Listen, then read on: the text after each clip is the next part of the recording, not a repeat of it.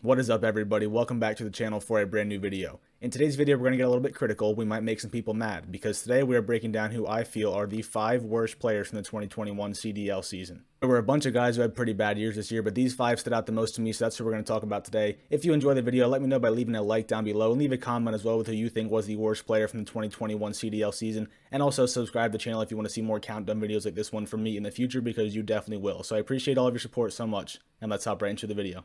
Starting us off, we have some dishonorable mentions because you can't really call them honorable mentions because, of course, there's nothing honorable about being mentioned on this list. But anyway, I did make a rule for this list where the player had to play in at least 2 stages, just because I feel like if a player played 1 stage, it could have been a small sample size. If they had a rough stretch, it could have made them look very, very bad. So 3 guys, Fellow, Mental, and John, they only played 1 stage this year. Fellow played in stage 3, John and Mental, of course, played in stage 5. So those guys didn't qualify, but if they did, if I didn't make that criteria, they would have definitely had a good argument for having a spot because those guys definitely all struggled this year. And then Silly, he played all season long, of course, and he was decent to start the year, probably stage 1, stage 2, he was an okay player. Stage 3, 4, and 5, he was pretty bad. He was horrible in an SMG role, so his first 2 stages of the year saved him, or otherwise he would have had a spot in this list. But anyway, those are the dishonorable mentions, and let's hop into the top 5.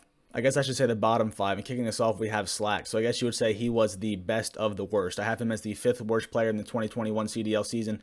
You look at his numbers there, obviously nothing special. 0.91 KD overall, 0.88 in hardpoint, 0.82 in search. Did have a 1.01 in control, so that was something to write home about. But beyond that, Slack was rough in 2021. I remember, he was really bad in search. I can remember specific plays, like people on Reddit or on Twitter are like, what is he doing? Like, it looks like he's literally trying to lose because he made some really bad search plays.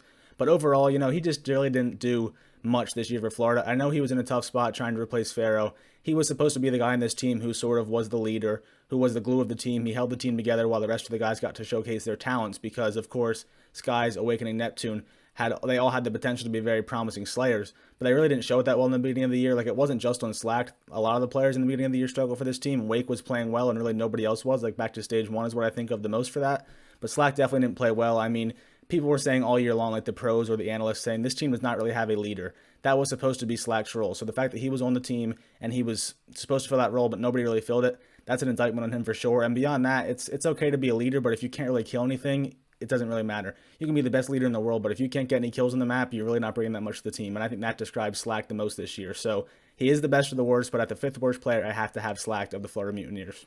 This one pains me, but at number 4, we have to go with Looney. I don't like to do this because I love Looney. I think a lot of people like Looney, and we all respect him as a player. But 2021 was certainly not his year, and it was a rough year to end his career because, as we all know, he has now retired. But you look at the numbers, they were not pretty. Actually, these same hardpoint and search and destroy KDs is Slack, 0.88 and 0.82, but then a 0.76 in control. When Seattle was terrible at control, you probably don't got to look much farther for the reason why they were bad at it. Looney was rough in that mode, but he was rough in all the modes. I remember that 1v1 he lost to Shotzi where he got totally turned on. That was pretty rough on Miami.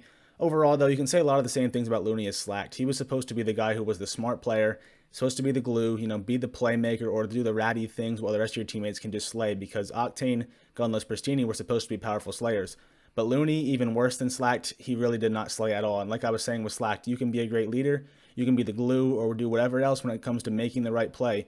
But if you can't kill anything, you really are not bringing much to your team. And Looney was the epitome of that because he could not kill anything. You see the numbers, like I said, they speak for themselves. He didn't put up numbers at all. I know he did some other things that have him above Slacked because I think Looney was a little bit more expected to not put up numbers, whereas Slacked probably you would hope for a little bit more. Looney, you knew what you were going to get from him. You weren't going to get crazy slaying. You were just going to get a smart player, but still, I think he definitely underperformed even in the slaying department because those numbers are terrible. If you just looked at the numbers, you might have him as the number 1 worst player, but again, he does bring more to a team than just slaying, so I still have him at number 4. Again, not a great spot to be. Could be worse. Lots of respect for Looney, but definitely was not his year this year. Coming in at number 3, we have everybody's favorite meme from the season. We have good old Fire 40. He was not the best in 2021. His numbers actually are probably the best of the 5 I have listed here, but for him it does go farther beyond the numbers because the thing with him is, unlike Slacked and Looney, where they were supposed to be guys who weren't going to put up big numbers, that was kind of supposed to be Fire's thing. He was supposed to be a high potential slayer, a guy who get a lot of engagements and a lot of kills for you and open up a lot on the map. He's not going to play the objective as much, but open up a lot through his killing. And as you see by the numbers, his KDs do not represent somebody who was supposed to be a slayer. His numbers weren't great. He was above a 0.9 overall, across all the modes, but was not above a 1 in anything. So he was negative pretty much, in everything.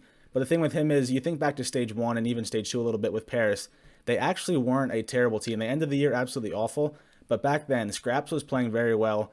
Classic was at probably his best of the year, except maybe Stage 5 LAN, of course, and Aqua was playing well too, and they just needed one more player, and unfortunately their fourth player was the most inconsistent, unreliable Slayer in the league, in Fire. They tried him on an SMG, tried him on an AR, he really could not do anything. He was just struggling all around. He would occasionally pop off, but it was very rare. So just the thing for me that sticks in my head the most about him is the fact that Parrish could have been better. Like I said, Classic and Aqua were playing their best Call of Duty earlier in the year. Even Scraps was probably playing at his best. He was like an A-tier player at the beginning of the year, but Fire held them back massively. So even if he individually might have been a little bit better than Looney and Slacked and the other guys that I mentioned previously, he was supposed to be more than what he showed. So he just didn't live up to his expectations. He had a lot of hype after Challengers in Modern Warfare. Definitely did not deliver. We probably won't see him in the CDL for another year now. Who knows if we'll ever see him in the CDL again, because his stint with Paris was pretty bad. So I had to have him at number 3. Taking the silver medal for the worst player of the 2021 CDL season, we have Dylan Codd of the London Royal Ravens. It was definitely a rough year for him. You see the numbers on your screen and they speak for themselves. Again, I don't really have to explain the numbers to you too much. And the thing with him, kind of like Fire, he was supposed to be a guy who puts up numbers. That was sort of his thing, like Black Ops 4, how good of a Slayer he was. Even last year, he was a high engagement player. This year, he got fried. It was really ugly for Dylan. The search stands out the most to me, though. You see that it speaks for itself again. The stats, 0.72. That was actually the second worst search and destroy KD in the league, only behind Classic, who made up for that with his performance against the Atlanta FaZe at the Stage 5 Major. So Dylan Codd might be the worst search player of the year when it comes to the 2021 CDL season. He was just terrible. Again, same sort of thing I said with Slacked earlier. I can just remember plays this guy was making where it almost seemed like he was trying to lose. Like, you think they might have been better putting a bot in there on recruit mode who might have done more than Dylan Codd, because he was terrible in search. He was not much better than Respawns either, and just the fact that he's supposed to be a high potential Slayer, he was not that whatsoever this year. I hope for his personal sake he's doing well. I know there were some reports or rumors or whatever about him and his personal life. I hope he's doing well as a person. However, when it comes to strictly Call of Duty, he was not doing well this year. He was getting fried. He was the second worst player in the league. We probably won't see him back in the CDL again. It seems like he's not interested in playing anyway, so I don't think we're going to see him again, and it was a pretty rough year for him to go out on. I have him at number 2.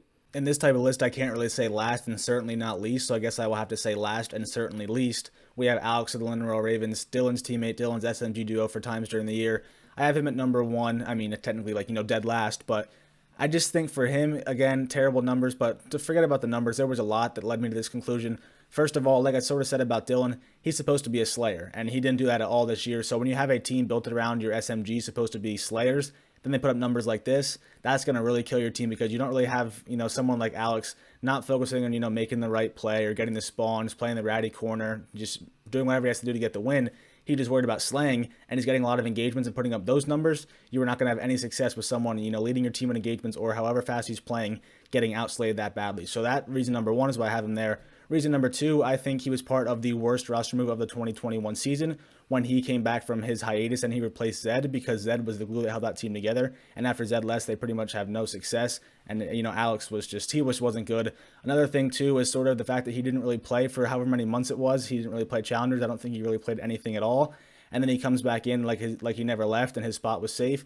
That didn't sit right with a lot of people, because he took the time off. He wasn't playing at all. Zed was playing well, and then Alex comes back and replaces him. So that didn't sit right, and you just sort of thought, if you're going to bring him back after that kind of a layoff with no explanation, you sure hope they have high hopes for him. And if they did, he did not deliver. Someone who can just have their spot safe for them for 2 months should come back in and slay their way out. Alex didn't do that. He was just bad this year. You can think a lot of times he's around that 0.5 KD. He had some really rough series. I think he had a below a 0.5 once in a series. It wasn't his year at all. He's not going to be in the league next year. Like most of these guys, he might not be in the league ever again. It's an unfortunate thing for him, because he seems like a really good dude, and whatever happened with him, why he missed time, I hope everything's okay with him. But it certainly was not his year. It was a really rough year. I have him as the worst player of the 2021 season. So if you enjoyed the video, let me know by leaving a like down below, and leave a comment with who you think is the worst player from the season. And also subscribe to the channel if you want to see more videos like this one from me in the future. I do appreciate all of your support so very much. So I hope you enjoyed the video. I hope you have a good day today, and I'll talk to you guys in the next video.